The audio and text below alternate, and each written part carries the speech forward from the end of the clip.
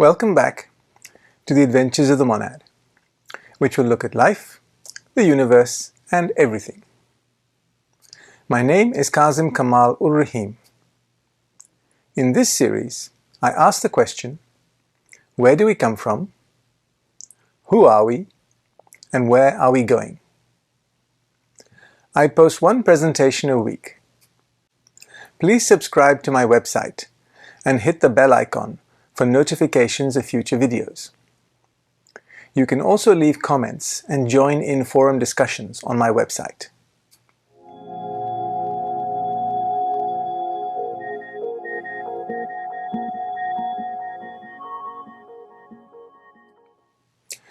We have now completed our sojourn into the realms of time and space.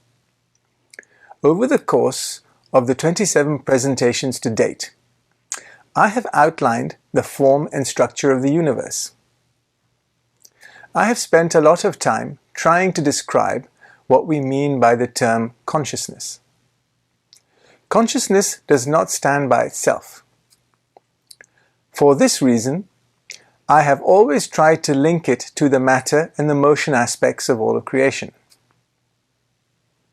Another area I have focused on has been the envelopes of incarnation that a monad uses to experience the planes of matter in the cosmic physical kingdom. The fact that we have different envelopes on successively higher planes of matter may be a novel idea to some. However, it is key to understanding what exactly constitutes a monad as it passes through the human kingdom. It is to these various planes of existence that I now wish to return and review what exactly they are and how they link together. What is a plane? This term refers to all matter in the universe that is derived from a particular type of atom. This is an important concept to grasp. As an example, the emotional plane is a sum total of all the matter that is formed out of 48 atoms. We know that each plane has 7 subplanes. The most energetic and highest of these is the atomic, and the lower 6 are termed molecular.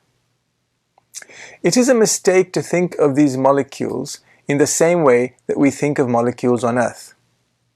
It is, however, fair to say that these molecules are made out of atoms, and on the emotional plane, those atoms are the 48 atom, and only the 48 atom. All lower forms of matter contain higher forms. You would therefore be correct in stating that a 48 atom or molecule must contain all the higher forms of matter. This goes all the way back to the first, the highest plane. However, to become a 48 atom, a primary atom has joined with 48 other primary atoms to form the next lower level of existence. To get to the 48th plane, this process has been repeated 47 times. So, an atom on the 48th plane is now composed of 2.75 times 10 to the 79 primary atoms, aka the monad. That's a very big number. Molecules on the lower subplanes, even more. As long as the primary atom holds this configuration, they are deemed to be functioning on the 48th plane of matter and are distinct from the 47th and the 48th planes above and below. In contrast, a world refers to the portion of matter of a particular plane associated with a planet. For example, the mental plane is a sphere of mental matter that surrounds and interpenetrates the Earth. Just as we have envelopes of incarnation, the planetary logos has envelopes as well. The mental world is what surrounds this planet on that plane of existence. So let's look at the subtle worlds that surround the Earth. Being mindful always that we are in fact talking about the body of a very great being. However, Remember back to my presentation on who or what is God. The planetary logos is one monad that controls the collective evolution of a great many other monads that inhabit its envelope of incarnation. By the way, that includes us. We are part of this collective being as well. It is important to note that I am grounding this discussion in relation to our planet, but what I say relates to subtle planes in general. In previous presentations, I have outlined that the galaxy is a series of 49 interpenetrating spheres of matter. When we come down the cosmic ladder and get to the cosmic physical plane, our solar system comprises a series of 7 interpenetrating spheres of matter from just 7 planes. At the planetary level, the number of interpenetrating spheres decreases to just 3 planes. These are the physical etheric, the emotional, and the mental causal. Like humans passing through the fourth kingdom, the earth is composed of 5 bodies or worlds. These worlds are the same as I have shown you in countless diagrams and consists of the causal, mental, emotional, etheric, and physical worlds. The other visible planets are similarly constructed. I use the term visible because there are a number of planets in our solar system that are not visible to us. Why is this? I have mentioned to you that our Earth periodically undergoes a destructive and rebirthing process. In each one of these transformations, it moves between one of the 5 worlds that I have just listed. For this reason, several planets are in other phases of their evolution, and if they are not on the physical plane as we are, then we will not see them. I have spoken about God being a collective, and our planetary logos being a monad undergoing its own evolution. Well, here is the thing.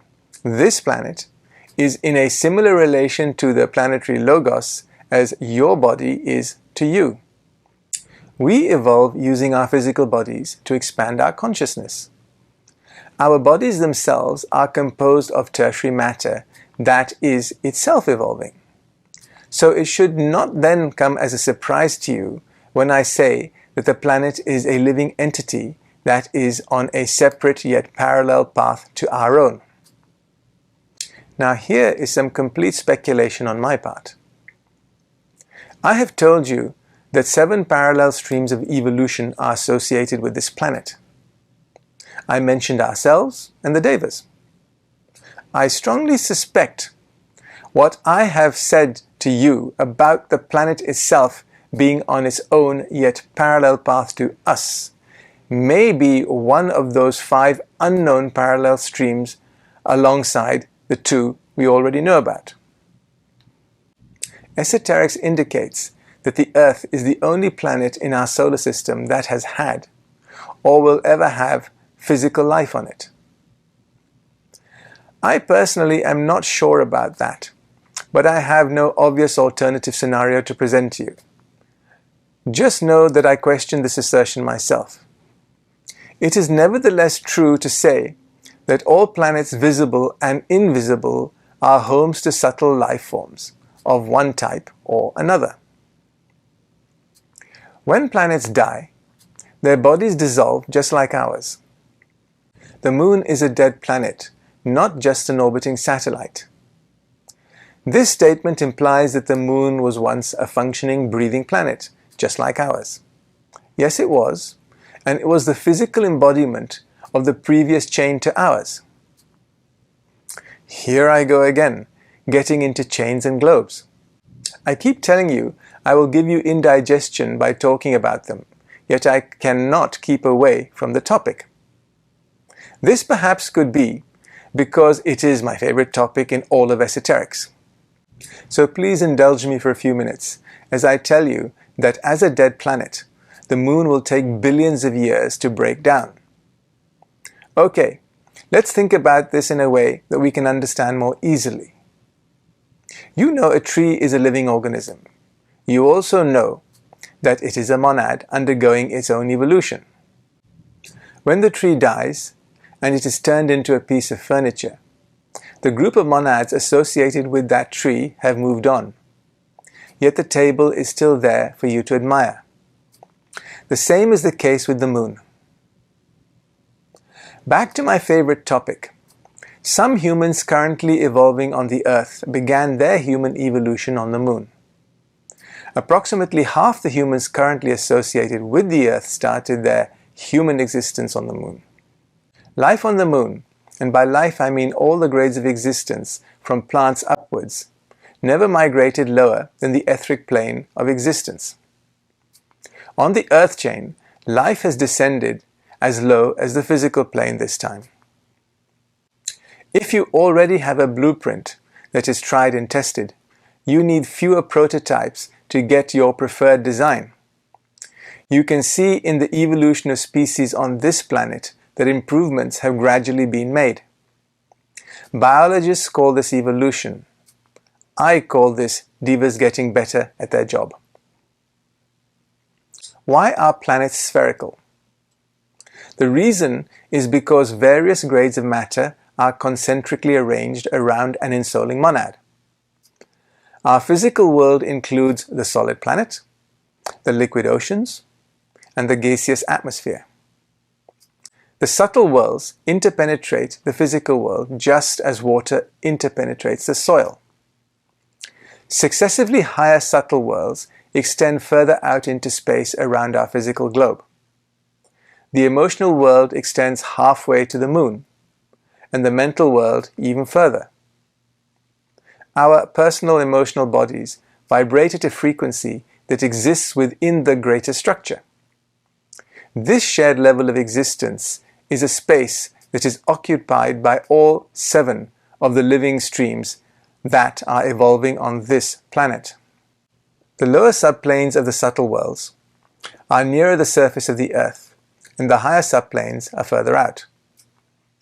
The Earth's subtle bodies are largely contained within its own physical body, just like our own. The lowest emotional subplane, 48.7, is in alignment with the lowest of the physical subplanes, 49.7.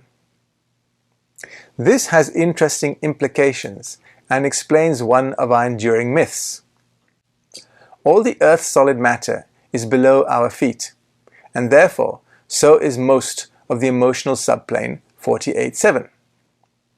We know that this lowest of subplanes is where the most disagreeable elementals hang out, the ones that resonate to fear, hatred, loathing, despair, etc. Well, this subplane in esoterics is known as the underworld.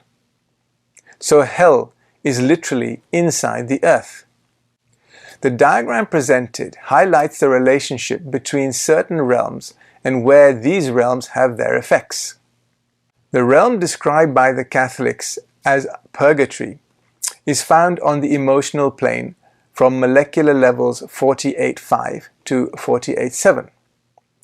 The remaining levels of the emotional plane is where discarnate monads would think they were in paradise. These planes are known as consensus environments. These environments are constructed by the desire forms of millions of monads over time.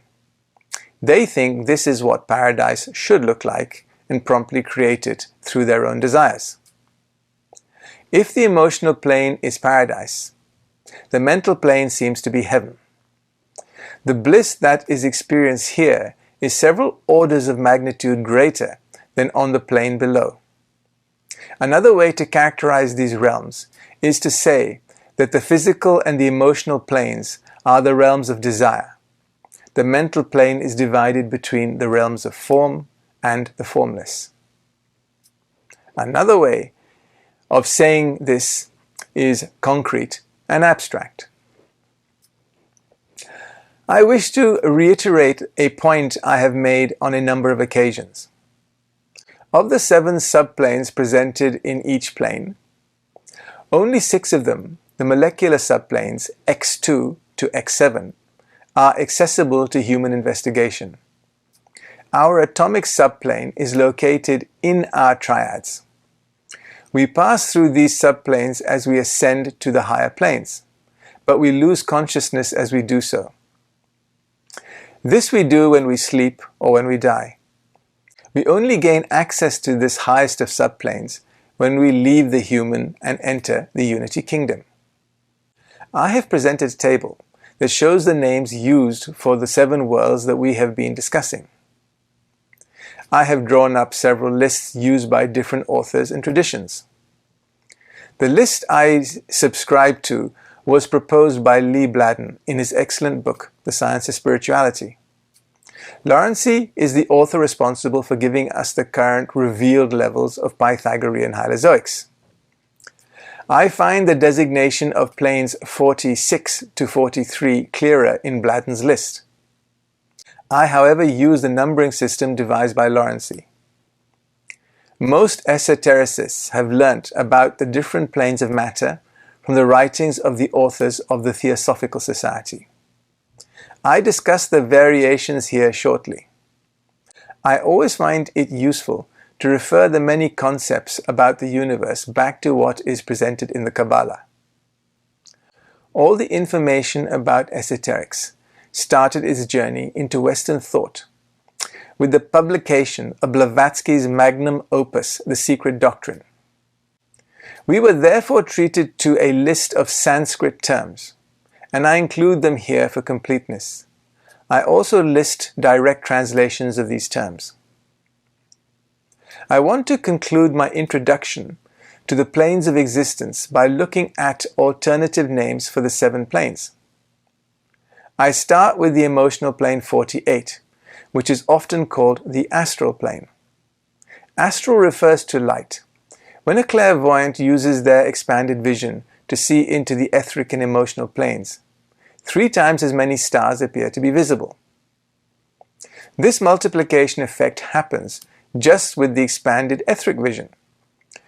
You do not need to raise your vision to the emotional plane to see this spectacle. For this reason, the term astral should really refer to the etheric plane. It should be noted that night does not exist on the emotional plane. Light found on the emotional plane is not blocked by the earth as it rotates on its axis. Sunlight passes unhindered. The divine plane 44 is incorrectly referred to as the monadic plane by Theosophists. They mistakenly believe the third triadic to be the monadic. Now you know this cannot be the case. The monad is found embedded in the 43-1 atom. This resides outside the triadic structure of the 6 permanent atoms and 3 permanent molecules.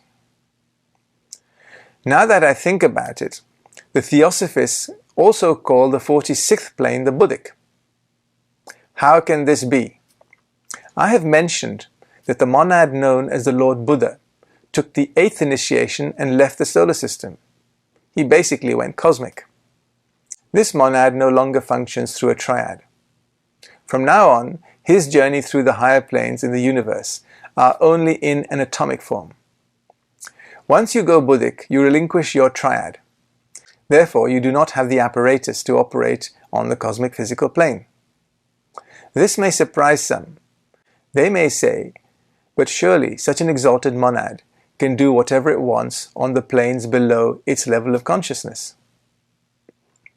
This is true up to a point, but remember, even though you can expand your consciousness to encompass all the planes below, you still have to have a physical vehicle to attach that consciousness to. If you have dissolved that triadic structure, then you cannot construct the required lower envelopes to build up a body to incarnate into. Even to descend into the higher planes of the cosmic physical plane is not possible. This is the reason why I have bouts of palpitations when esotericists refer to the unity plane as the Buddhic plane. In the next presentation, I wish to go on to look at each of the worlds, the physical, the etheric, the mental, and the causal, in greater detail. I discuss what you find and do there. If you wish to read a transcript of the presentation or leave a comment, links to my website are in the description box below. Thank you.